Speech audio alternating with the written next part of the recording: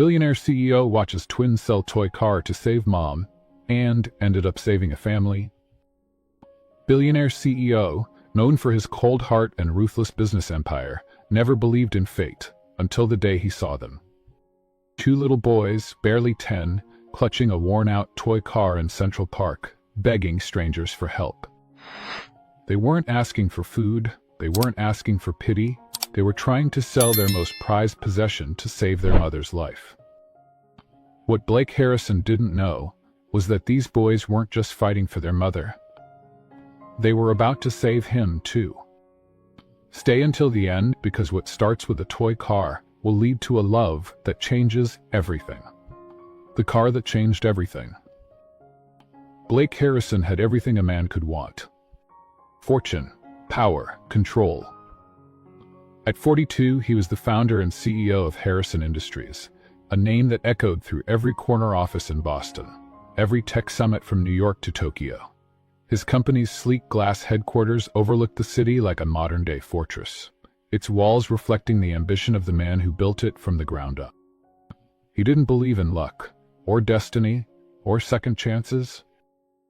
Those were for dreamers, for people who hadn't learned the hard way that the world didn't care how much you loved. It could take everything from you in a heartbeat. And Blake? He'd stopped loving a long time ago. He lived in a mansion that stood like a monument to solitude. Its 7 bedrooms, sprawling gardens, and marble floors were immaculate, untouched by the chaos of family or warmth. His staff moved like shadows, trained not to disturb. His days were filled with numbers, meetings, projections. His nights? Silent, empty. He liked it that way. Or so he told himself. It was a Thursday morning when everything changed. He was running late for a board meeting, his driver waiting as he made a rare decision to walk through Central Park. The air was crisp, tinged with autumn's bite, and the city bustled around him, oblivious to the man whose decisions shaped its skyline. Blake's mind wasn't in the park. It was on a merger deal, a potential acquisition that could add another billion to his empire. His steps were fast, purposeful, until he heard them. "Excuse me, sir, would you like to buy our car?" Blake stopped mid-stride, frowning. 2 boys stood before him, identical down to the freckles scattered across their cheeks. One clutched a small red toy car, its paint chipped at the edges but still polished with care. Their eyes, clear blue, wide with hope, searched his face. "It's really fast," one of them said, holding the car up. "The door's even open." Blake's instinct was to walk away. He didn't do charity, didn't have time for street kids or sob stories.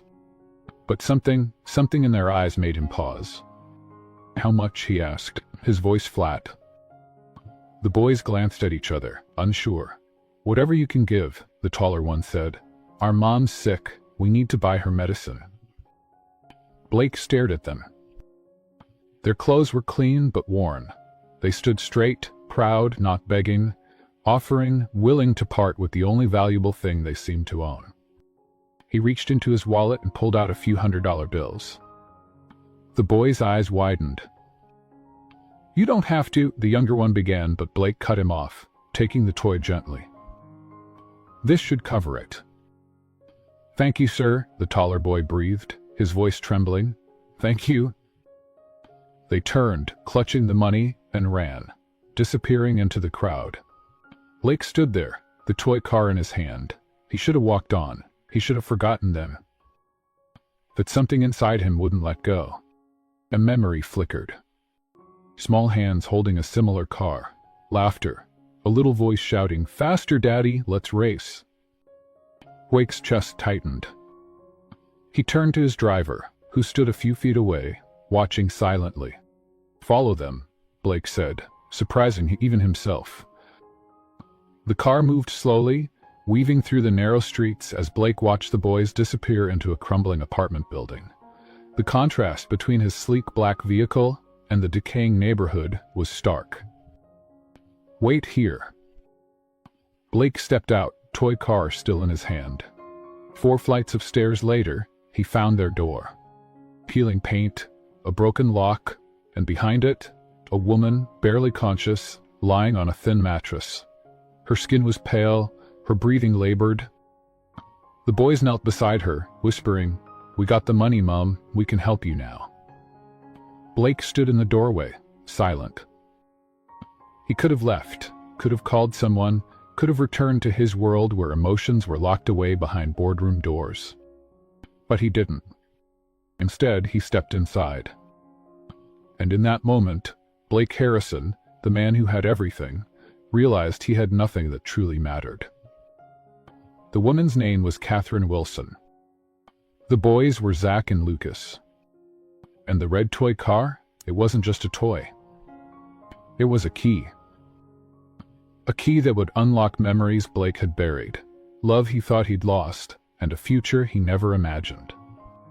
Over the weeks that followed, Blake would find himself doing things he never thought possible. Sitting in a hospital room, holding Catherine's hand as doctors fought to save her life. Opening the doors of his mansion to two boys who would fill it with laughter and questions and muddy shoes. And as Catherine healed, as the boys grew comfortable in his home, Blake began to see a life he'd long forgotten. A life where family wasn't a weakness, but a strength. But the road wouldn't be easy. Blake would have to face his past, the accident that took his wife and son, the guilt that kept him alone, and most of all, the fear that letting these strangers into his heart would end the same way. With loss. Yet, through every challenge, every doubt, Catherine stood by him. Not as a charity case. Not as someone who needed saving. But as a woman who saw through the walls he'd built and loved him anyway.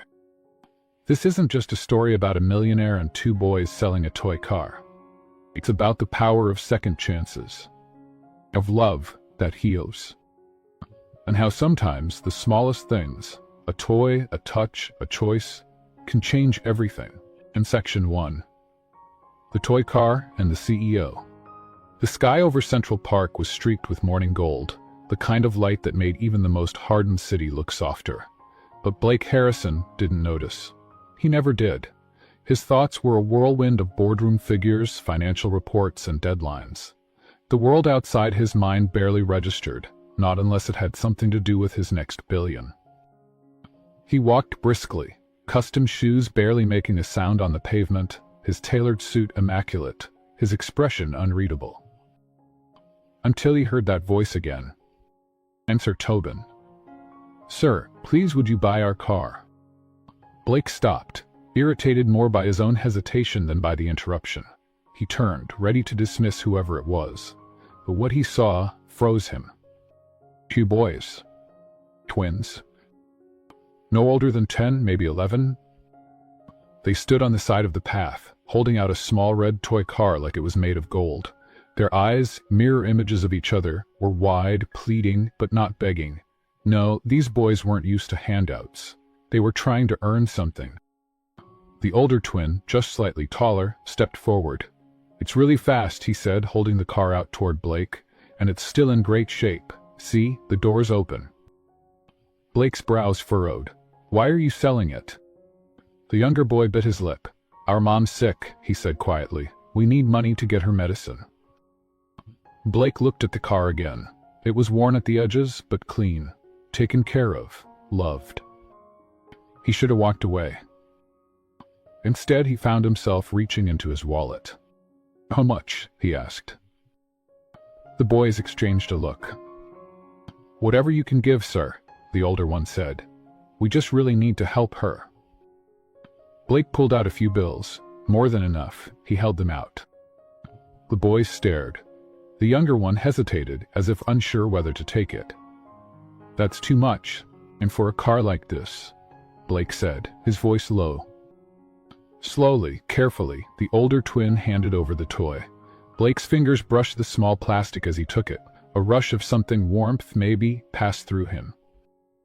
"Thank you," the boys said in unison, clutching the money as they turned and ran off, their small forms disappearing into the crowd. Blake stood there for a moment, the car in his hand. He turned it over, inspecting the wheels, the chipped paint, the small fingerprints smudged along the sides. He hadn't thought about him in years. Thomas. His son. Gone now, like his mother. Both taken in a moment, Blake relived more nights than he cared to admit. His driver pulled up, door open, waiting. But Blake didn't move. He glanced down the path where the boys had run. "Follow them," he said suddenly. The driver blinked. "Follow them." Blake climbed into the car, the toy still in his hand. They followed at a distance, down streets that grew narrower, rougher. The sleek black sedan stood out like a sore thumb here, in a neighborhood the city had long since forgotten. The buildings were crumbling, the sidewalks cracked. Finally, the boys stopped in front of an old apartment building. Paint peeled from the walls, windows boarded on the upper floors. Blake watched as they darted inside. "Wait here," he told the driver, stepping out. The stairwell smelled like mildew, the kind of smell that lingered in clothes and memories. He climbed, his steps echoing, until he heard voices. "It's okay, Mom. We got money. You'll be better soon." He knocked. The door opened slowly, revealing one of the twins, the younger one, eyes wide with shock. "You're the man from the park." Blake nodded. "Can I come in?" The boy hesitated, then stepped aside. The apartment was small, barely more than 2 rooms. Sparse, clean, but filled with the kind of quiet that spoke of struggle. On a thin mattress in the corner lay a woman. Pale, too still, her breathing shallow. "Mom," the boy whispered, kneeling beside her. Blake stepped closer, kneeling too. "He needs a doctor," he said. "We can't afford one," the older twin said from the doorway, voice flat. Blake looked at them, then at the toy car still in his hand. "I'll take care of it." They didn't argue. Maybe they were too tired, maybe they didn't believe him. But when Blake lifted their mother into his arms, neither boy stopped him. They followed, silent, as he carried her down to the car.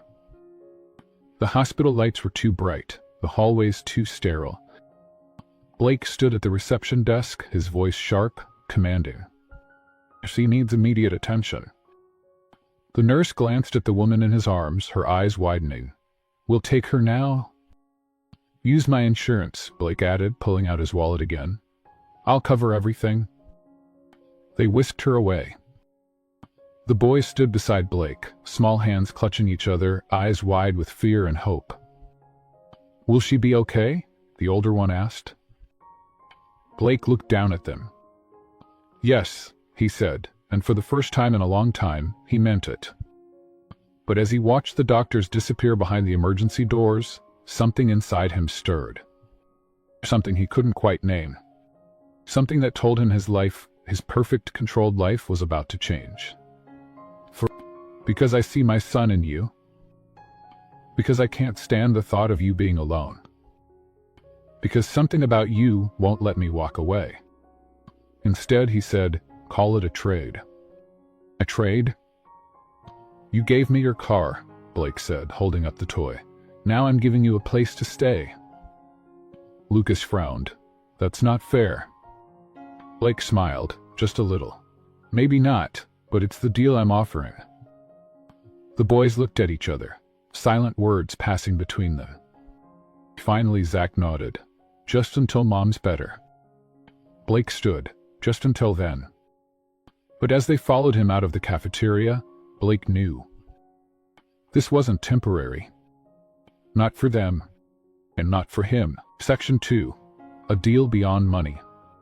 The hospital's fluorescent lights hummed low above Blake's head as he sat in the corner of the waiting room. Across from him, the 2 boys sat close together, too still for children their age, their hands gripping the armrests like they could keep themselves anchored through sheer will. The red toy car sat on the table between them, untouched since Blake had set it down. He'd meant it as a small gesture, something familiar for them to hold on to, but they hadn't even glanced at it. Blake checked his watch. 3 hours. The boys hadn't asked for food, they hadn't asked for water, they only asked once, in a small voice from Lucas. "She's going to be okay, right?" Blake had nodded then, but now, after so long in silence, even he began to feel the weight of uncertainty creeping in. He glanced over at the boys again. "Do you have any other family?" he asked quietly. They shook their heads. Zach, the older one, answered for them both. "It's just Mom and us." Blake leaned back, the words settling heavy in his chest. Just them. No one else to step in, no one else to care. The door to the ER swung open suddenly, and all three of them sat up, eyes fixed on the approaching nurse. "She's stable," the nurse said softly, directing her words to Blake. "We've started her on fluids and antibiotics, but her kidneys are failing. She'll need dialysis." Lucas's eyes filled with confusion. "What's that?" Blake glanced at the nurse, then back at the boys. "It's something that will help clean your mom's blood until she gets stronger." "Can we see her?" Zach asked, standing up. The nurse hesitated. "She's resting now, maybe later." Blake stood too. "Where's the doctor?" "In the back. He'll be out shortly."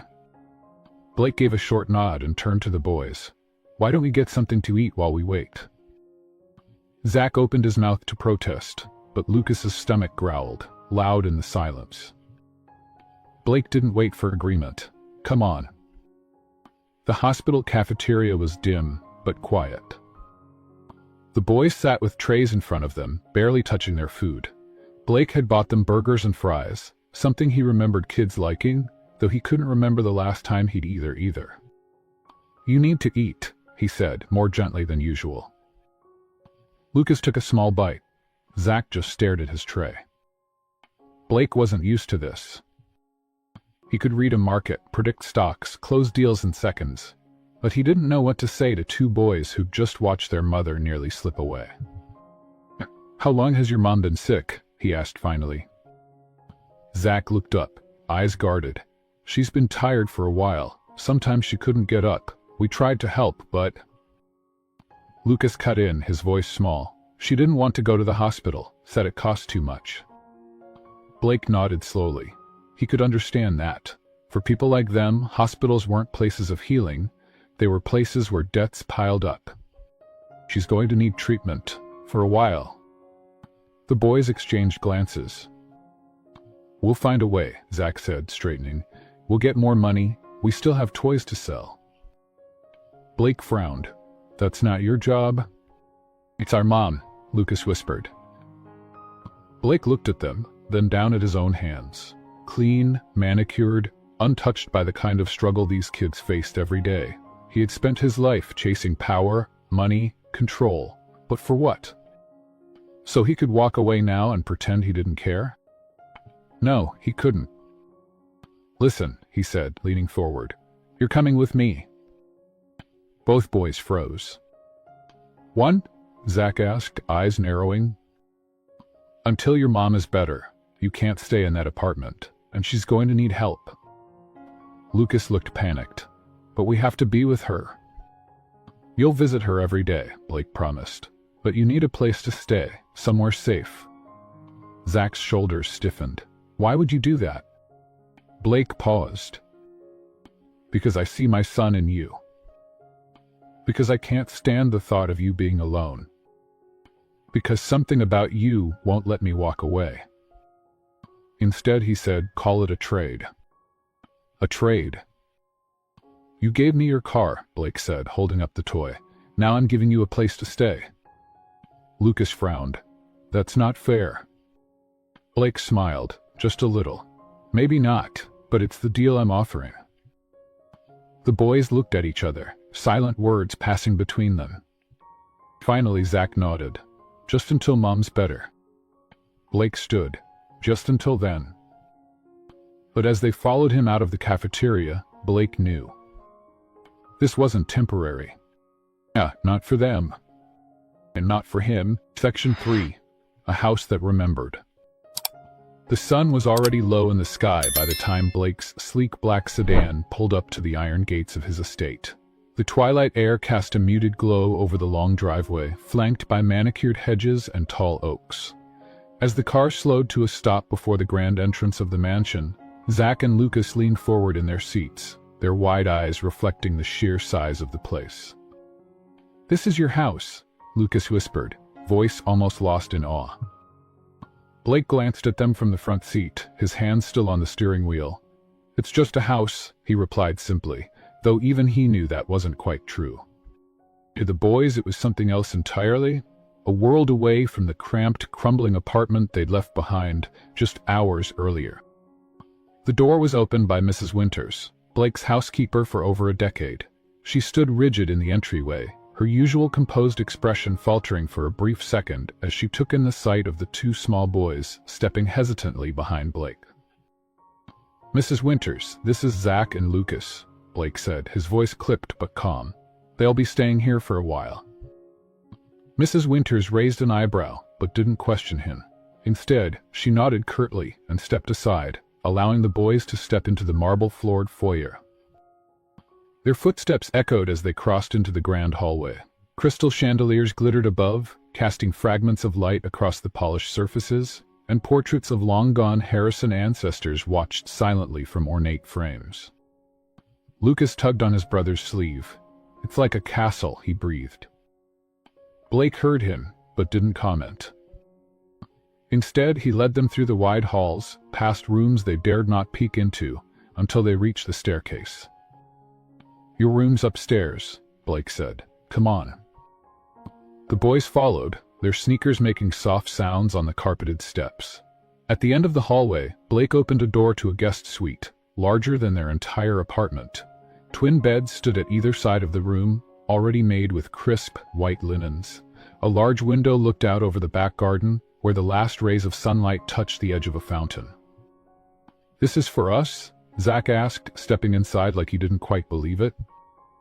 Blake nodded. "You'll be comfortable here." Lucas wandered over to the bed nearest the window, pressing his hand into the mattress.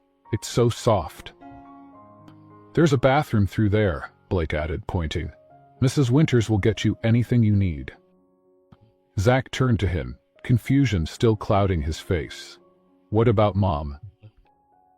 "You'll see her tomorrow. The doctors are taking care of her tonight." Lucas's small shoulders slumped. "Can we call her?" Blake paused, then pulled out his phone. "We'll try." Later, after a brief and tearful phone call with their mother, her voice tired but reassuring, the boys settled into their beds. Mrs. Winters brought them each a glass of warm milk, and soon their eyes began to droop, exhaustion finally claiming them after the longest day of their young lives. Blake stood in the doorway, watching as Lucas turned over in his sleep, murmuring something about cars. Zach's hand rested loosely on the red toy car, now placed carefully on the nightstand between them. "Will they be okay here?" Mrs. Winters asked softly, stepping up beside Blake. "They'll be fine," he answered. "It's Tara." Mrs. Winters gave him a look he couldn't quite read. Children have a way of making temporary things feel permanent. Blake didn't reply. Instead, he turned and walked down the hallway, toward the one room he hadn't entered in years. At the far end of the second floor, past the guest rooms and study, was a door kept closed, always locked. He stopped in front of it now, his hand hovering over the knob. Inside that room, the air was frozen in time. A boy's room. Books lined the shelves. A model airplane dangled from the ceiling. A baseball glove rested on the desk next to a picture frame turned face down long ago. Blake didn't open the door. Not tonight. Instead, he turned away and headed for his office. The next morning, Blake found himself at the breakfast table, something he rarely did before 10. Mrs. Winters had laid out a spread. Eggs, toast, fresh fruit, but the boys barely touched it. "Can we go to the hospital now?" Lucas asked, his fork pushing at a strawberry. "In an hour," Blake replied, sipping his coffee. Zach looked up at him. "Thank you." Blake paused mid-sip. "For what?" "For helping Mom. And for letting us stay." Blake didn't know what to say to that. He wasn't used to gratitude that wasn't tied to deals, contracts, or favors. "You'll see her soon," he said instead. At the hospital, Catherine was awake when they arrived. Her face lit up the moment she saw her sons. Despite her pale complexion and tired eyes, she reached for them with a strength born of love alone. "My boys," she whispered as they rushed to her side. Blake stood in the doorway, watching. Catherine's eyes found him. "Thank you," she mouthed. He nodded, a tightness growing in his chest. It was supposed to be temporary. But the way those boys clung to their mother, the way her eyes softened when she looked at them, and at him, it made him wonder. What if this wasn't just about a debt? What if, for the first time in years, he had something to lose? Or something to gain? Section 4. When the house learned to laugh again. Blake had built this mansion to be a fortress, a place where nothing touched him, where the silence wrapped around his life like armor. But this morning, as he stood in his study watching the rain streak down the tall windows, there was noise, a kind of noise he hadn't heard in years. Laughed. It wasn't loud or wild. It was soft, like sunlight filtering through storm clouds. It came from the dining room where Mrs. Winters had just laid out pancakes. Lucas was telling a story about a squirrel they saw in the garden, and Zach was arguing about whether it had really waved at them. Blake adjusted his cuffs, watching from the doorway. The boys looked like they belonged here, and somehow they didn't seem out of place beneath the chandeliers or at the long oak table that once seated cold, formal dinners. "Mr. Blake," Lucas called when he spotted him, "do you like syrups?" Blake raised an eyebrow. "I prefer coffee." Lucas grinned. "That's not a real breakfast." Mrs. Winters smiled faintly as she poured him a cup. "They've got opinions." "I see that." Zach looked up. "Are we going to see Mom again today?" Blake nodded, settling into his usual seat at the head of the table. "Yes, after lunch." The twins beamed. The rain didn't seem to bother them. Nothing could, as long as they knew their mother was getting better. That afternoon, the hospital visit was different. Catherine was sitting up now, her skin less pale, her eyes brighter. The twins clambered onto her bed, careful not to disturb the tubes and wires, babbling about the mansion, the garden, and even the giant bathtub they'd tried to fill with bubbles. Blake stood back, his hands in his pockets, watching. "You look better," he said quietly when the boys ran off with a nurse to fetch juice. Catherine nodded, smiling at him. "Because of you." He shook his head. "Because of the doctors?" "Don't downplay what you've done." Blake looked away. Compliments didn't sit well with him. "You'll be out of here in a week." "So they tell me." There was a pause. "I'll need to find somewhere to stay," Catherine added, almost as if testing him. Blake's jaw tensed. "No rush. It's not right. Us staying there? I'm not worried about what's right." "Then what are you worried about?" Blake didn't answer. He didn't know how. Back at the mansion, the boys had discovered the library. It was massive, with floor-to-ceiling shelves, a fireplace that hadn't been lit in years, and heavy leather chairs that swallowed you whole. Blake found them there after dinner. Zach curled up with a book about dinosaurs, Lucas building a tower from stacked encyclopedias. "You read these?" Lucas asked, his head tilted up at the endless rows of books. "Some of them," Blake admitted. "Do you have comic books?" "No." Lucas frowned. "You should." For the first time in a long while, Blake laughed. It startled him how easily it came. "I'll keep that in mind." That night he stood outside the locked room again. Thomas's room. His hand rested on the knob, but he didn't turn it. Instead he walked to the guest room, just to check. The twins were asleep. Lucas's arm was flung over his brother, the red toy car still between them. Blake stood there longer than he meant to, watching the rise and fall of their small chests, the peacefulness of children who knew they were safe. A thought crept in, uninvited. What if this didn't have to end? The next morning, it was Blake's turn to surprise them. "Come with me," he said after breakfast, leading them to the garage. Inside, sleek black cars gleamed under the lights, but what caught the twins' eyes wasn't the luxury. It was the corner. A dusty old go-kart sat there, forgotten. "What's that?" Zach asked, walking over. It was my son's, Blake said, voice low. Lucas knelt beside it, touching the wheels. Does it work? It hasn't in years. Can we fix it? Blake paused. Maybe. The project took all morning. Blake hadn't touched the thing since Thomas, but now, with the twins beside him, he found himself loosening bolts, cleaning grime, checking the engine.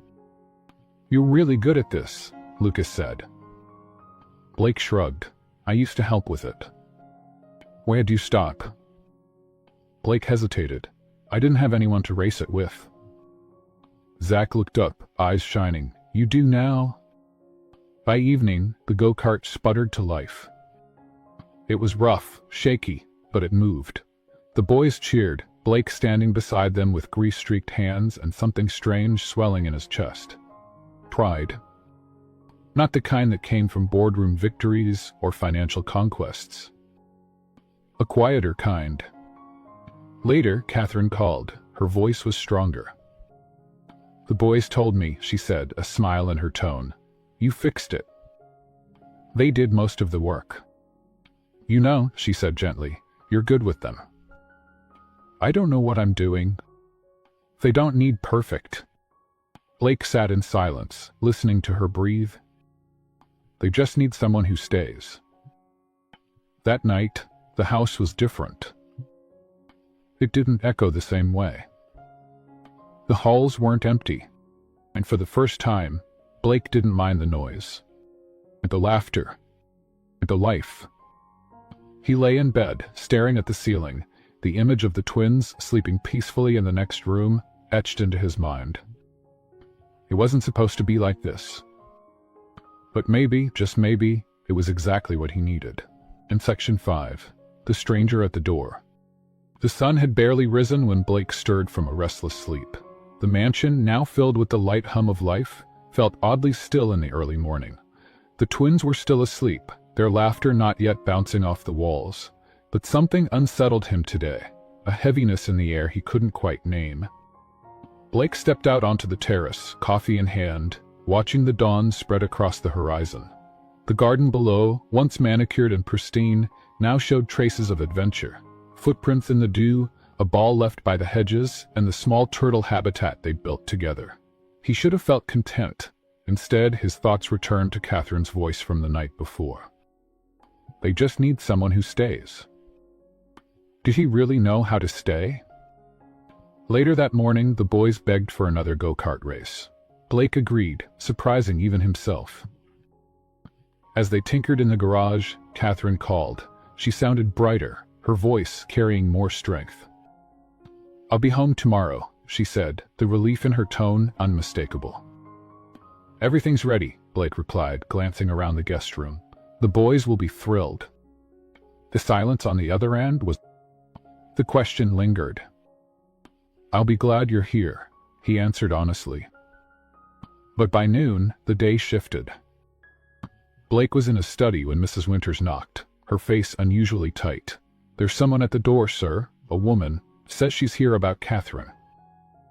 Blake's brow furrowed. Send her in. Moments later, a tall, thin woman stepped into the room. Her clothes were modest but well kept, her face drawn but determined. Mr. Harrison? Yes. I'm Claire, she said, extending a hand. Catherine's sister. Blake's world tilted slightly. Catherine had never mentioned a sister.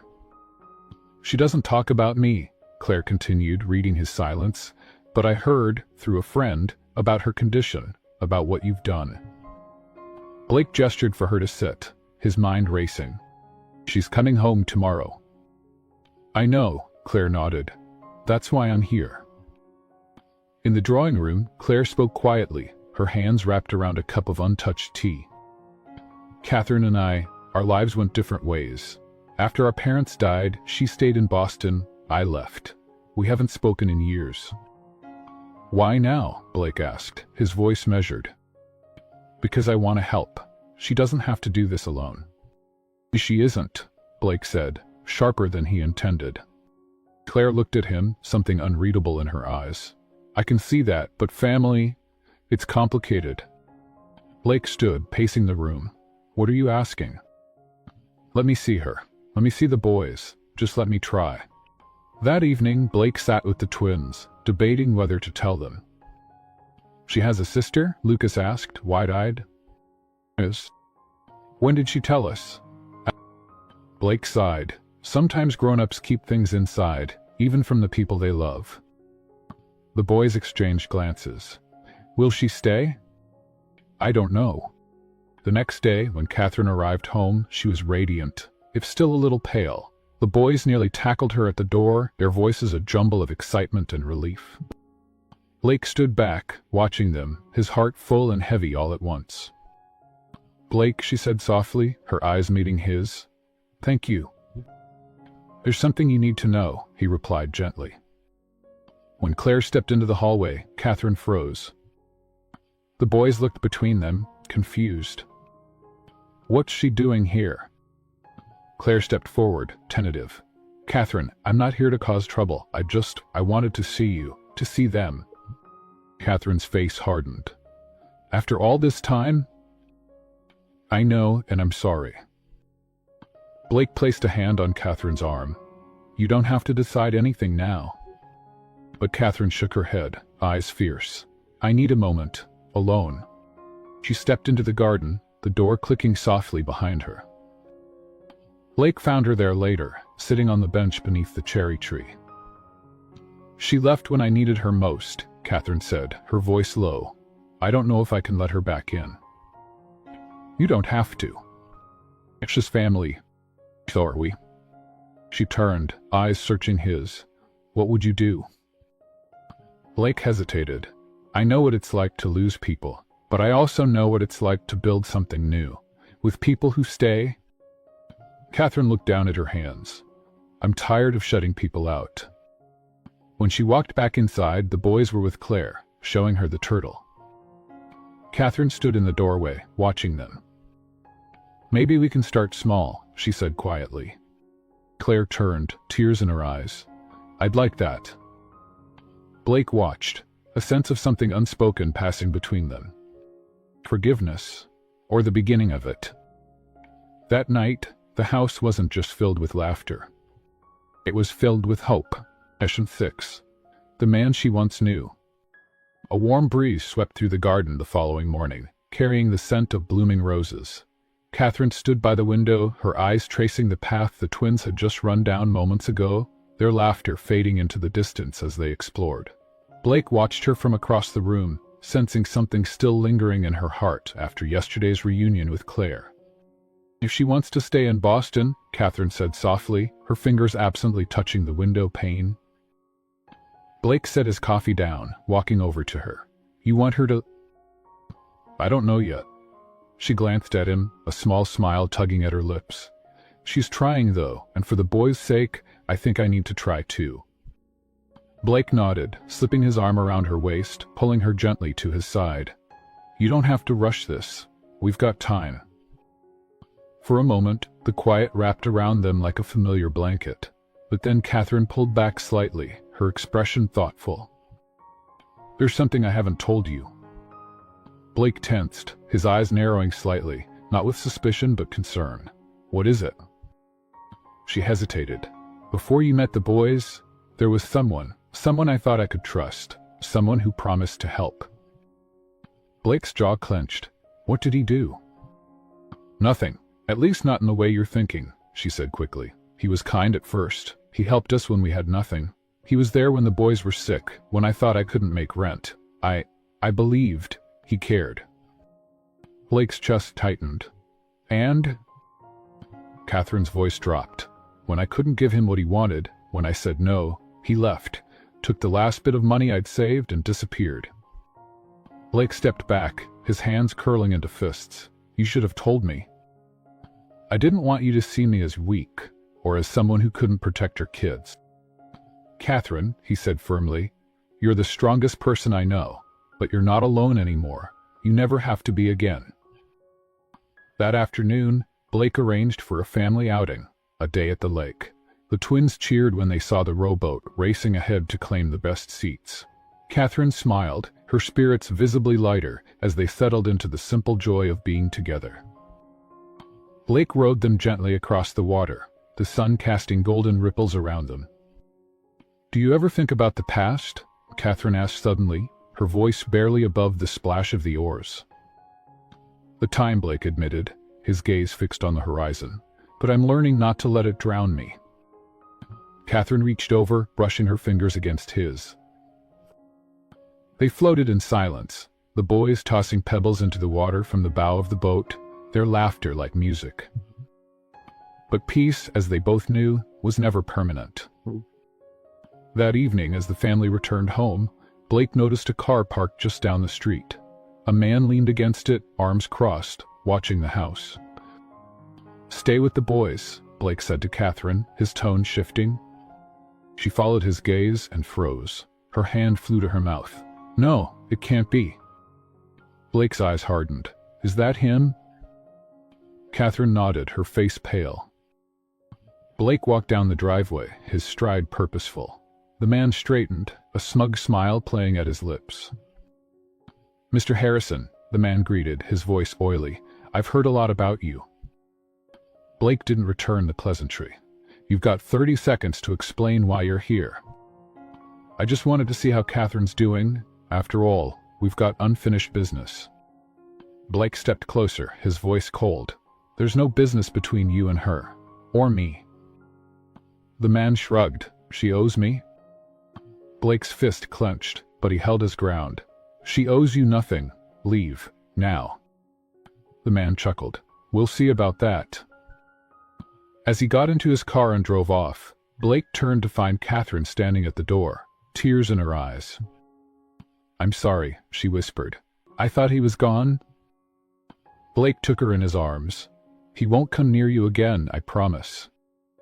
Later that night, after the twins had gone to bed, Catherine sat with Blake in the study.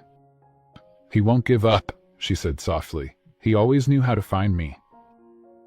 Blake took her hand, his grip firm. "Then he's about to find out what happens when he crosses the wrong man." Catherine looked up at him, her heart pounding. "I'm scared, Blake." He kissed her forehead, holding her close. "Then we face this together." The night deepened, but neither of them slept. Because sometimes, the past wasn't just a memory. Sometimes it knocked on your door, and you had no choice but to open it, or fight to keep it closed. And Blake Harrison was ready to fight. Section 7. The Threat, the Truth, and the Trust He Earned. The next morning arrived with an uneasy stillness, as if the world itself had paused in anticipation. Blake was already awake before the first light broke through the curtains. Standing at his bedroom window, his mind a storm of thoughts. Catherine slept restlessly beside him, her body tense even in slumber, as if her dreams were haunted by the man who'd returned from the shadows. He watched over her, silently vowing he would never let harm come close again. Not to her, not to the boys. The past 24 hours had shaken something loose in him, a part of him that hadn't stirred since the accident. Protective, fierce, alive. By the time the twins came bounding into the kitchen for breakfast, the house was filled with the smells of pancakes and syrup, but an undercurrent of worry hummed beneath the surface. "Mr. Blake, can we go to the lake again today?" Lucas asked, eyes bright, oblivious to the tension. Blake smiled, ruffling his hair. "Maybe later, buddy. We've got a few things to take care of first." Catherine appeared in the doorway, her face pale but composed. She met Blake's gaze, and he gave a small nod. After breakfast, he took a call in his study. Richard Thornton, his old friend and legal advisor, appeared on the screen. "You said this man took money from her?" Richard asked, adjusting his glasses. "Years ago," Blake replied. "Now he's back. I want to know everything about him. His name's Daniel Crow." Richard nodded. "Give me an hour."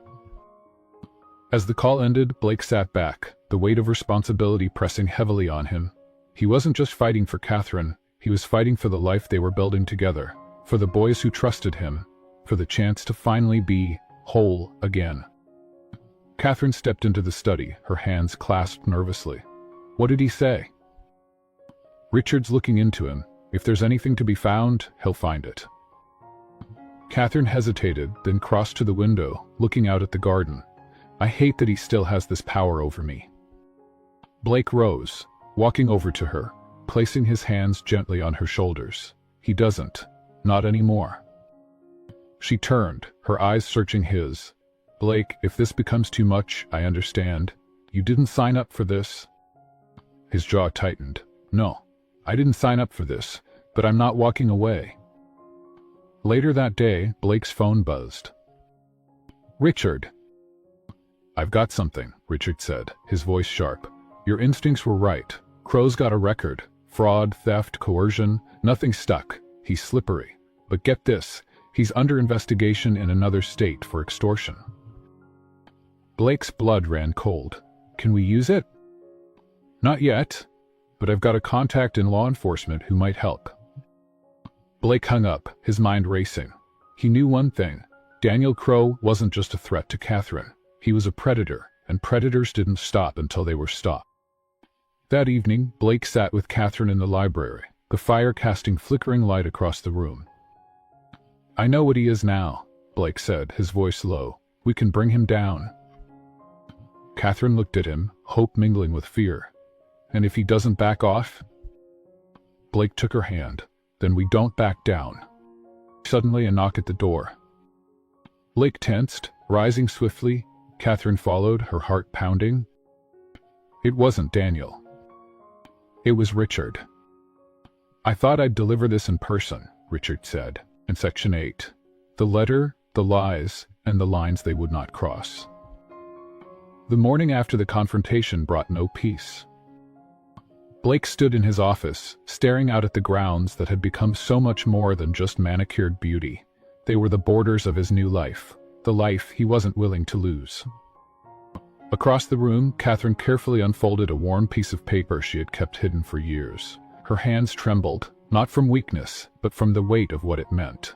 She had never shown it to anyone before, not even to Claire, not even when things got desperate.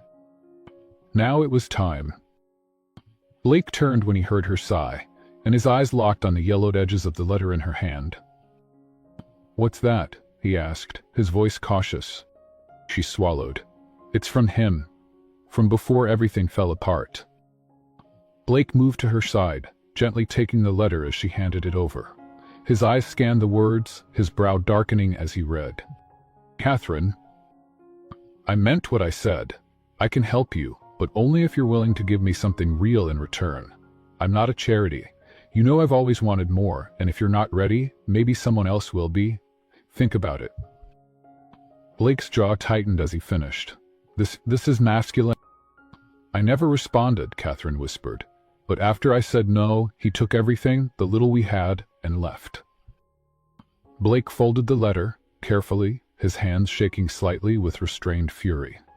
He's using this to scare you now? Crino nodded. He knows I'm happy. That's enough to bring him back. Blake's mind raced. We're not going to let him ruin this. She touched his arm. But what if he doesn't stop? What if he takes it further? Blake turned to her, eyes steady. Then I take it to the board, the police. I'll use every resource I have. No one threatens you, Catherine. Not in my house, not in my life. That afternoon, Blake met with Richard Thornton, his most trusted advisor and chairman of his board. In the private lounge of Blake's downtown office, they sat opposite each other, the tension thick. You're saying someone's trying to extort you? Richard asked, brows furrowed. Not me, Catherine, Blake corrected. But it's the same. Richard leaned back, thoughtful. You sure about involving yourself in this? It's messy. Could taint your name, your company's. Blake's expression hardened. If protecting the people I care about taints me, then so be it. Richard nodded slowly. What do you need? Information. Everything on this man. His connections, his past. Blake leaned forward. I want him out of our lives, legally if possible, but he leaves, one way or another. Back at the estate, Catherine sat with the twins on the back porch, trying to focus on their chatter, their joy, but her mind was restless.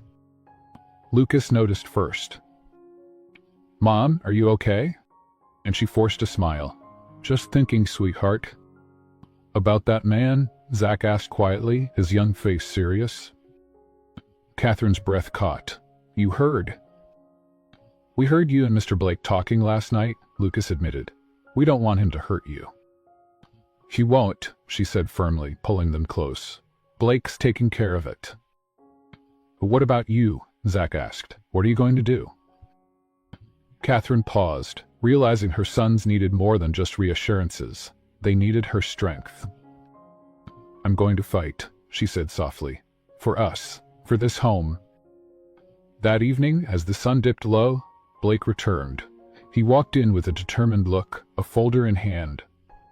I have everything, he told Catherine, guiding her into the study. Inside the folder were records, documents, and something more, a paper trail that linked the man from Catherine's past, Andrew McCall, to a series of small-time frauds, failed business ventures, and a pending charge in another state. He's desperate, Blake said, but desperate men make mistakes. Catherine sat down, her fingers running over the edges of the documents. What now? We press charges. I've already talked to the police. If he contacts you again, it's over. But what if he doesn't wait? She asked, fear flickering in her eyes. Blake took her hands. Then I won't wait either. That night, as the estate settled into uneasy silence, a knock came at the door. Blake opened it to find Andrew standing there, his usual smirk replaced by something colder, harder. You don't scare me, Harrison. Blake stood tall. You should be. Andrew stepped closer. She was mine once. You think you can just take over? Blake's voice dropped. Lethal. She was never yours. And if you don't leave, now, you'll find out exactly how far I'm willing to go, to protect her. Behind him, Catherine appeared, her eyes fierce. No more, she said. You're not welcome here. Not now, not ever. Andrew laughed bitterly, but there was no real fight left in him. The strength in Catherine's voice, the steel in Blake's gaze, was more than he'd expected. This isn't over, he spat. Blake stepped forward. Oh, it is. You just don't know it yet. Andrew turned and walked into the darkness. And with that, the line had been drawn. Blake closed the door, locking it, not just with the key, but with the finality of a chapter closed. Catherine turned to him, tears brimming. It's really over? Blake nodded, pulling her into his arms. Yes, and now we start again. Not in fear, but in strength. Together. Section 9. The house that became a home. The days that followed were quieter, but not the kind of quiet that comes from fear or loss. It was the peaceful kind, the kind that follows a storm when every leaf, every shadow, and every heart seems to breathe again. Blake stood in the doorway of the twins' room, watching as Zach and Lucas argued over which constellation was the best. The telescope Blake had bought sat by the window, aimed at the night sky. He smiled to himself. He'd spent years believing he didn't need this. Now, he couldn't imagine a life without it. Downstairs, Catherine moved through the kitchen, the aroma of cinnamon and apples filling the air. She was humming, something soft, something old, something Blake had never heard her sing before. And for the first time in a long time, she wasn't waiting for something to go wrong. Blake joined her, leaning against the doorway, arms crossed. "It smells like something dangerous," he teased. She turned, her eyes bright. "Dangerous?"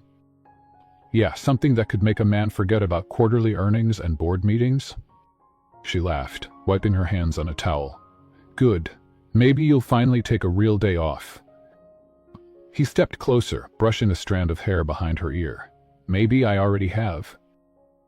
The next morning, Blake took a call from his assistant, Richard. "Everything's settled," Richard confirmed. "Andrew McCall is gone. He skipped town after the police questioned him. Seems he didn't want to stick around and face charges." Blake exhaled, the last thread of tension unraveling in his chest. "Good," he said. "Thanks, Richard. That'll be all for now." But just as Blake was about to hang up, Richard added, "Blake, I have to say, you've changed. This isn't the Blake Harrison I've known for 20 years. Blake paused, looking out at the garden where the twins were chasing each other around. "No, I guess I'm not," he admitted, "but I think this is the man I was supposed to be all along." Later that afternoon, Catherine called him into the living room. "Look what the boys made," she said, pointing to a large piece of poster board covered in crayon drawings. At the top, in bold, colorful letters, were the words, "Family." Below, stick figures, Blake, Catherine, Zach, and Lucas, holding hands, smiling under a bright sun. Blake knelt, running his fingers over the drawing. "They see us like this."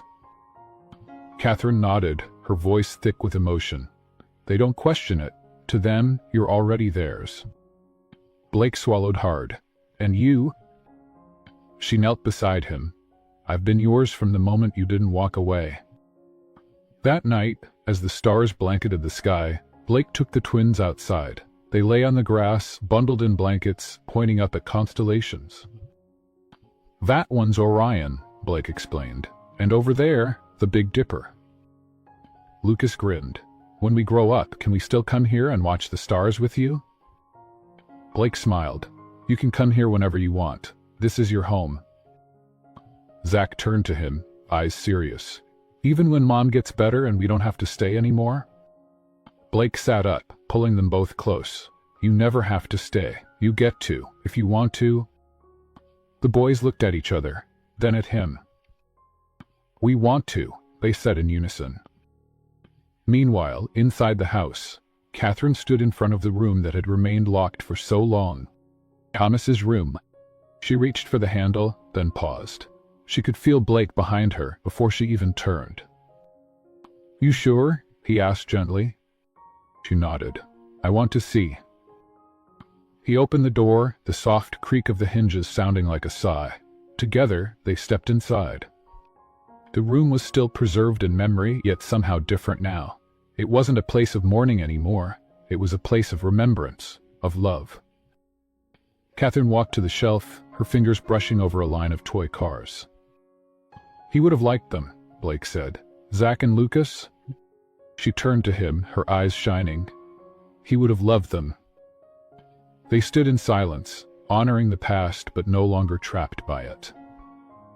A week later, Blake sat at the head of the dining table, not as a CEO, not as the untouchable man of power, but as a father. Catherine sat to his right, her hand resting lightly on his. The twins were talking over each other, excited about the upcoming school project.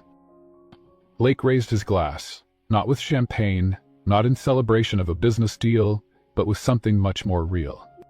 "To family," he said. "To us," Catherine added.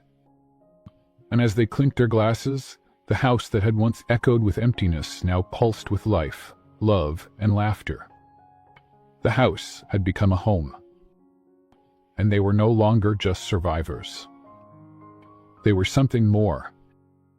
They were a family. In Section 10. The forever they didn't see coming. The morning of the charity gala dawned crisp and golden, the autumn air full of promise and just a hint of change. Blake adjusted the cuff of his shirt as he stood before the mirror, his reflection unfamiliar yet comforting. There was a softness in his eyes now, a calm he hadn't known for years. Behind him, Catherine appeared, her dress a deep emerald green that shimmered like the very stone on her finger. She fastened an earring, then paused, watching him with that look she always had, the one that made him feel like more than just a man in a suit. "Are you ready?" she asked softly. Blake turned to face her, his lips curving into a smile. "For tonight, or for the rest of our lives?" She stepped closer, straightening his tie, her hands lingering on his chest. "Both." At the gala, the grandeur of the ballroom was undeniable. Crystal chandeliers, golden accents, and the low hum of conversation floating beneath the strains of a live orchestra. It was Blake's world, or at least the world he used to inhabit. But tonight, everything was different. Because tonight, Catherine was by his side. He guided her through the crowd, introducing her not as a guest, not as a passing companion, but as his fiancée. The whispers were there, of course, the curious, the skeptical, but Blake didn't care. Let them wonder, let them doubt. He had spent too long hiding behind walls. Now, he was stepping into the light. During a quiet moment on the balcony, Catherine leaned against the railing, the city lights reflecting in her eyes. "Do you ever think about how it all began?" she asked. "Two little boys, a toy car, and a stranger in the park?" Blake came up behind her, wrapping his arms around her waist. "I think about it every day." Back at the estate, the twins were in their pajamas, sprawled on the living room floor with Mrs. Winters, determined to stay awake until Blake and Catherine returned. When they finally arrived, laughter and stories filled the house. "Did you dance?" Lucas asked, eyes wide. Blake nodded, loosening his tie. "I did." "Even the fancy kind?" Zach pressed. "The fanciest?" Catherine teased, tossing her heels aside. The boys beamed, the warmth in their eyes a reflection of something deeper, belonging. The next morning, Blake sat at the kitchen table, the newspaper unopened beside his coffee. Catherine moved about, humming as she prepared breakfast, while the boys planned a fort-building expedition in the garden. Blake watched them, his heart full. The life he'd built had always been about control, about precision. But this chaos, this noise, this love, it was what he never knew he needed. As the boys ran outside, Catherine joined him, her hand finding his. "What are you thinking about?" she asked. He looked at her, his voice low. "About how I ever lived without this." She smiled, leaning her head on his shoulder. "You don't have to anymore." Later that week, Blake stood in front of the room he had kept locked for so long. But this time, he wasn't alone. The twins flanked him, each holding one of his hands. "Are you sure?" Zach asked, his voice barely a whisper. Blake nodded. "I think it's time." They entered together, the boys' eyes wide as they took in the space, the memories, the love that lingered in every corner. "This was Thomas's room," Blake said quietly. "He was about your age." Lucas touched the rocket-shaped nightlight on the bedside table. "Was he brave?" Blake smiled, tears shining. "Braver than I ever was." They sat together, Blake sharing stories, the boys listening with rapt attention, and in that sacred space, something shifted, grief giving way to connection, to legacy. As the days turned into weeks, plans for the wedding unfolded naturally. There were decisions to make, of course. Flowers, music, where the ceremony would be, but none of it mattered as much as the people. One evening, after the twins had gone to bed, Blake and Catherine sat on the porch, a soft breeze rustling the trees. "I never thought I'd do this again," Catherine admitted, her fingers tracing the rim of her glass. "Do what?" Blake asked. "Trust, hope, love." He took her hand, kissing her knuckles. "Neither did I." The wedding was set in the garden, beneath a canopy of lights and the scent of roses. It was simple, intimate, just family, a few close friends, and the promise of forever. As Catherine walked down the aisle, the boys by her side, Blake felt his breath catch. This wasn't just a ceremony, it was a beginning. Their vows were quiet but powerful. "I promise to love you not just when it's easy, but when life is heavy," Catherine whispered. "And I promise to stand by you, to build with you, to dream with you," Blake replied, his voice thick. When the officiant pronounced them husband and wife, the cheers were loud, but the moment was still, sacred. Blake leaned in, his forehead resting against hers. "We did it," he breathed. "No," she corrected, "we're just getting started." That night, as they sat on the edge of the dock, the stars reflected in the water, Blake pulled the twins close. "Thank you," he said. "For what?" Zach asked, confused. "For saving me."